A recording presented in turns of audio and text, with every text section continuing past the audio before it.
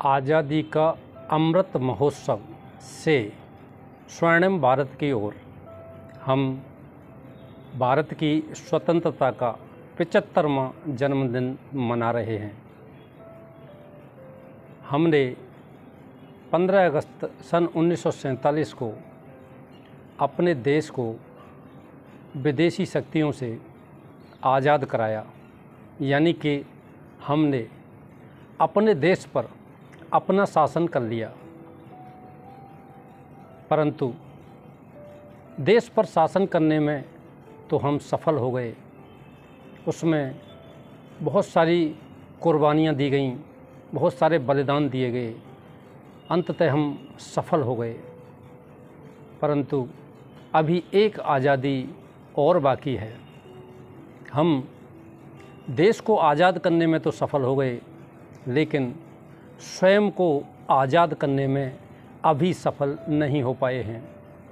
स्वयं हम अभी भी गुलामी की जंजीरों में जकड़े हुए हैं, और वो गुलामी है रावण की गुलामी।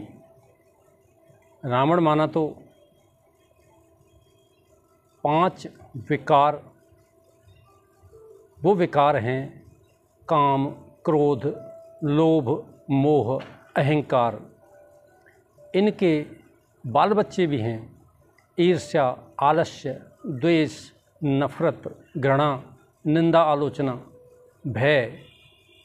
ये इतने सारे विकार हमारे अंदर अभी भी प्रवेश किए हुए हैं, और इन विकारों से हम अपने आप को आज़ाद नहीं कर पाए हैं। अभी भी हमारा स्वयं के ऊपर स्वयं का शासन नहीं है। हमें कोई भी कुछ भी बोल करके क्रोध दिला सकता है। हमारी दृष्टि किसी के ऊपर भी जाकर के कुदृष्टि बन जाती है, और कामुकता के संकल्प मन में उत्पन्न होने लग जाते हैं। लोभ के वशीभूत होकर के हम कुछ भी स्वार्थ बस उल्टा सुल्टा कर लेते हैं। मोह के वशीभूत होकर के हम भाईचारा, आपसी प्रेम और आनंद को भूल गए हैं।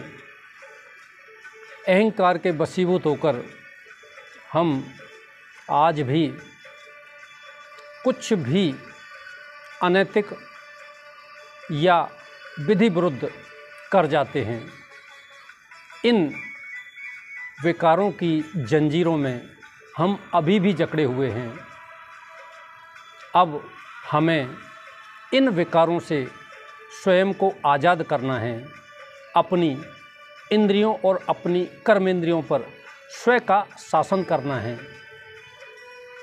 जब हम स्वयं के ऊपर स्वयं का शासन कर जाएंगे, इसमें सफल हो जाएंगे, तो निश्चित रूप से हम अपने आप को आज़ाद कह पाएंगे।